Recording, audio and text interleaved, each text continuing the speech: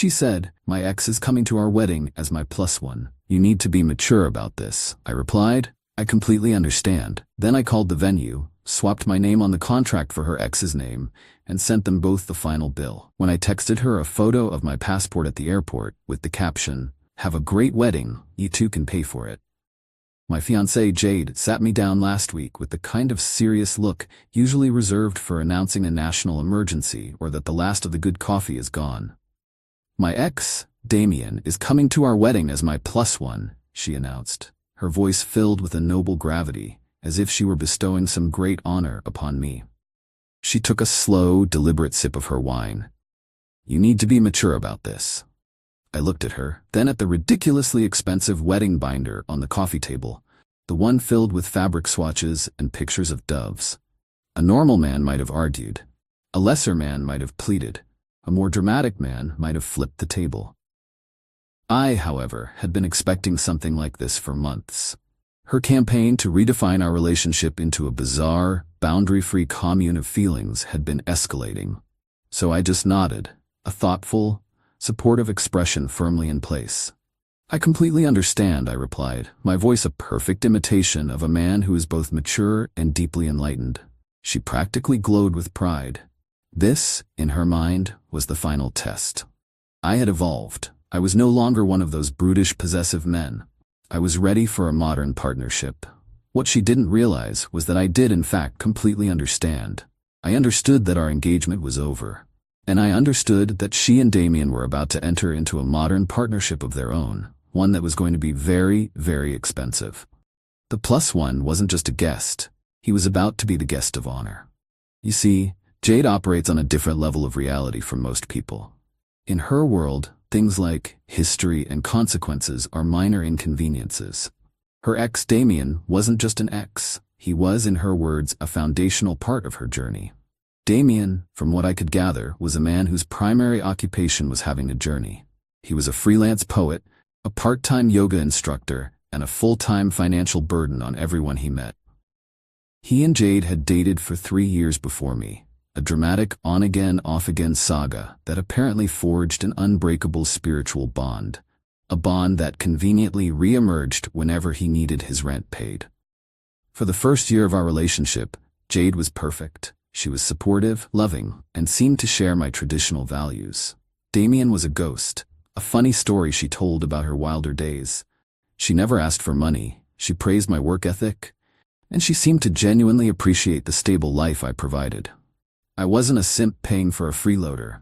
I was a man in what I believed to be a balanced, loving relationship. The red flags were not just absent, they were non-existent.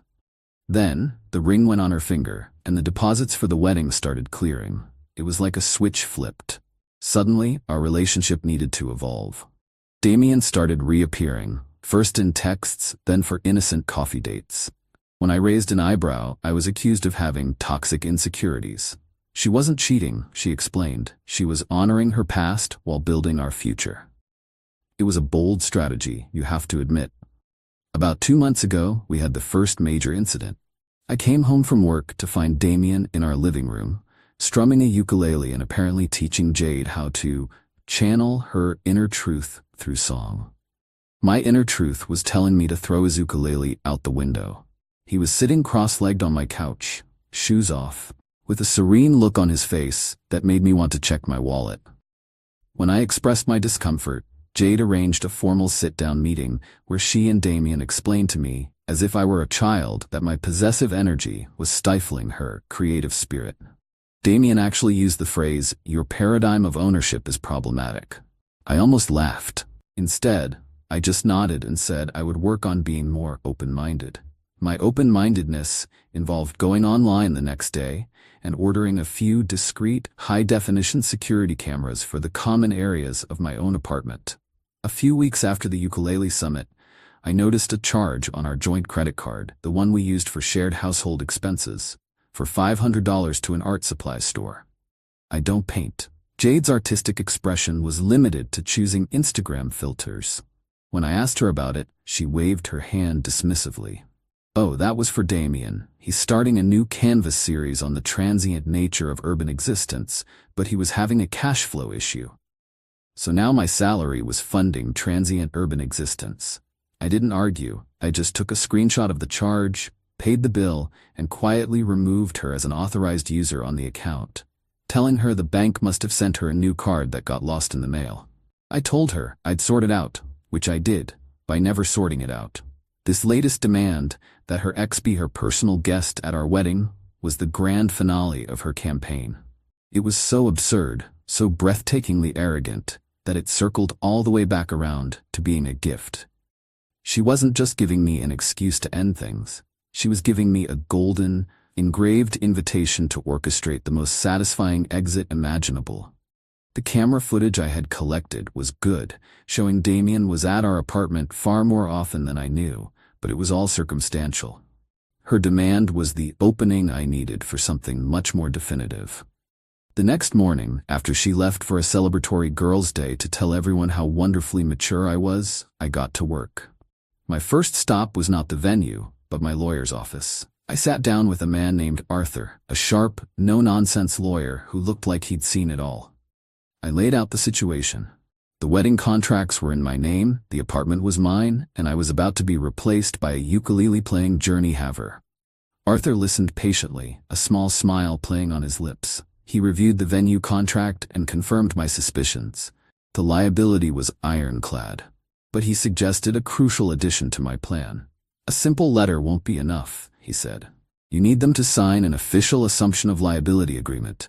We'll draft one that transfers all financial responsibility, and we'll make it look like a standard, boring venue form, something they won't even bother to read.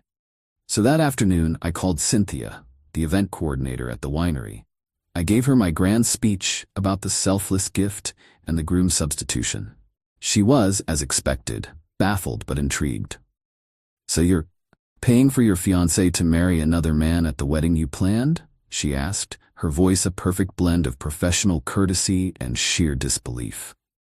Cynthia, love is a river, not a reservoir, I said, improvising my own brand of nonsense. Sometimes you have to let it flow where it will. I'm just helping to clear the dam. I told her that, to make everything official and to protect the venue, I was having my lawyer send over a liability transfer form that the new couple would need to sign. I would, of course, include the $2,000 amendment fee upon receipt of the signed document. The promise of free money and zero liability was too good for her to pass up. She agreed to present the form to Jade and Damien as a standard procedural requirement. Next came the vendors, the caterer, the florist, the band, the photographer. I called each one, told them the same glorious story. I confirmed that all future communications and most importantly, all final invoices should be directed to the new primary contacts, Jade and Damien. One of them, the head of the string quartet, actually congratulated me on my profound emotional generosity. I almost felt bad, almost. Then came the guests. I spent an hour crafting a beautiful, heartfelt email. The subject line was, an exciting update regarding our wedding. I wrote about the beauty of modern love, about relationships that evolve in unexpected ways. I announced that, in the spirit of true maturity, I had decided to step aside, and that the wedding would now be a celebration of the union between Jade and her soulmate, Damien. I wished them a lifetime of happiness. I ended the email with a cheerful sign-off. I will be enjoying our previously scheduled honeymoon in Bali as a solo trip to celebrate my own journey of personal growth. I hope you all will join me in raising a glass to the happy couple. Best, my name. I sent it to every single person on the guest list. The final piece of the puzzle was our apartment. I packed a suitcase for Bali, went to the office and had all of Jade's mail forwarded to her parents' address, and then I called a locksmith. I also packed up every single one of Damien's possessions that had mysteriously migrated into my home. The ukulele, the yoga home, the ukulele, the yoga mat, the half-finished canvases depicting urban transients. I boxed them up neatly and left them outside the apartment door with a note, forgot these. It was time for my journey of personal growth to begin. I spent the next 2 days in a hotel, watching the chaos unfold from a safe distance. My phone started blowing up almost immediately. First, it was friends, confused by the email. "Is this a joke?" one asked. I replied with a simple, "Nope, just mature." Then came Jade's friends with more pointed questions. I ignored them. The main event, of course, was Jade herself. Her first text was just a string of question marks. Then came a, "Did you send that email?" I didn't reply. Then the phone calls started. I let them all go to voicemail. The real fun began on the day before the wedding. Cynthia from the venue called Jade and Damien in for a final logistics meeting. As they were leaving, she handed them the standard form. "We just need your signatures on this to finalize the change of groom on the event order," she said with a professional smile. In their arrogant, triumphant haze, they signed the legally binding assumption of liability without a second thought. They probably thought they were just signing a new seating chart. The moment Cynthia emailed me a copy of that signed document, the trap was sprung. The vendor calls started that afternoon. I can only imagine the conversation. "Hi Jade, this is Dave from Elegant Eats Catering. Just calling to confirm the final payment of $32,000 is on its way." I pictured her, sitting with Damien, the two of them looking at each other in sheer panic. Damien, a man who probably considered a successful month to be one where his debit card wasn't declined, was now legally on the hook for a six-figure wedding. That evening, I was sitting in the airport lounge, waiting for my flight to Bali, when my phone rang. It was a number I didn't recognize. I answered, a sense of deep satisfaction washing over me. "Hello." A man's voice stammered. It was Damien. "What did you do?" He whispered, his voice cracking. "The venue just sent us a bill for everything. We signed some form. Cynthia said it was just for the event order." "Ah, the form," I said, taking a sip of my pre-flight cocktail. "You should always read the fine print, Damien. It's part of the journey. That form was a legally binding contract. You and Jade are now the proud owners of a very expensive party. Congratulations. But I don't have this kind of money." He squealed. "Jade said you were handling everything." "Well, I was," I said cheerfully. "But then I evolved. I became mature. This is my wedding gift to you both. Don't say I never gave you anything." I could hear Jade screaming in the background, a beautiful symphony of consequences. "Listen, I've got a plane to catch," I said. "You two have a wonderful wedding." I hung up.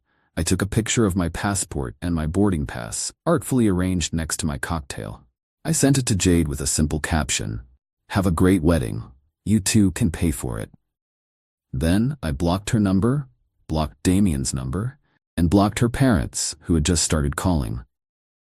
I turned my phone to airplane mode and settled in for the long flight. I heard about the wedding from my best man, Mark, who went to the venue out of a sense of morbid curiosity. He said it was a disaster of historic proportions. Jade and Damien had apparently tried to salvage it. They'd had a massive screaming fight with Cynthia in the lobby of the winery, waving the contract in her face. Cynthia, now legally protected, just calmly pointed to their signatures. Jade's parents had shown up, and her father had actually tried to write a check, but it was for a fraction of the amount owed. The vendors, having been alerted that the new clients were refusing to pay, all packed up and left. The band, the florist, the caterer, all gone. About 30 guests had shown up, confused by the conflicting emails. They were treated to the sight of Jade, in her wedding dress, sobbing in the parking lot while Damien argued with her father about money. Mark said Damien actually tried to get the guests to chip in. It did not go well.